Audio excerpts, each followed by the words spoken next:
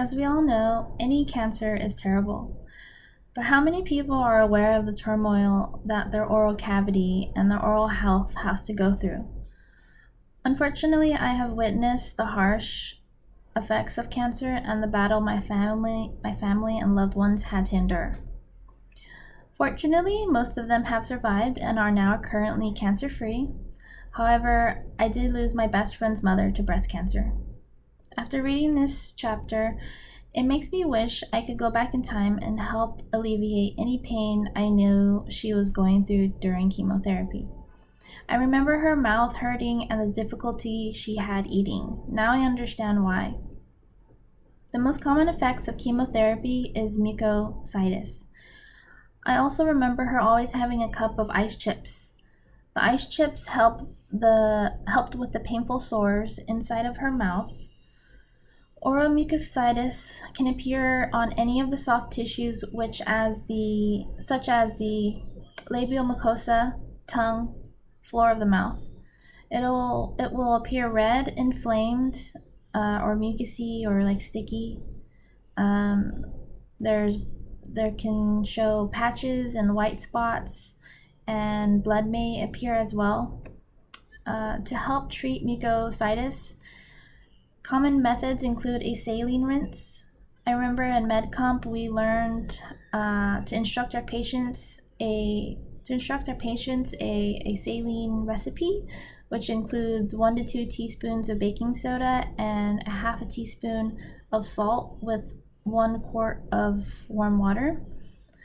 Be sure to not use any products with alcohol and advise the patient to avoid mouth rinses that have alcohol. If the patient needs something longer lasting, a viscous lidocaine mouth rinse can be used to help anesthetize the mouth and the throat to alleviate the pain. The patient may also take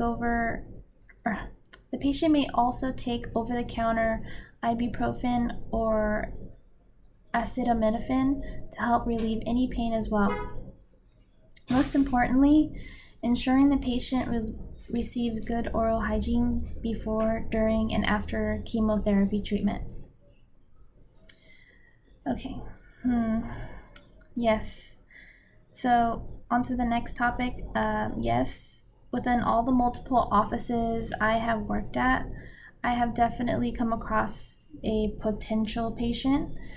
What I mean by potential patient is that there are people who would schedule an appointment or any appointment whether they state it was an emergency or they were in pain or they just had severe dental anxiety and they're afraid of needles or just any excuse that they would make.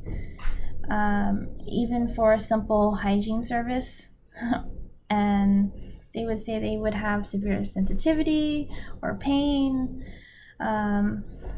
And they can only be seen if they were prescribed something for the pain or have something that will help them calm them down or mellow them out, or even something that will help them feel really sleepy, that way they can or drowsy, that way they can sleep through the entire procedure. I believe the most common drugs we may come across that a patient may be abusing is like cocaine, opioids, methamphetamine, and also alcohol, which is also considered a drug, and there are millions of Americans who have an alcoholic disorder. So depending on the severity of their addiction, the oral health can also be very affected by these drugs. The drug abuse can have an effect on bleeding, the livers, the periodontium, their metabolism. They can have glossitis or infections such as candida. We also have to be cautious with administering nitrous oxide, especially in this day and age. Nitrous is considered a party drug and has become popular in many countries and with younger teenagers as well. That is all for now. Thank you.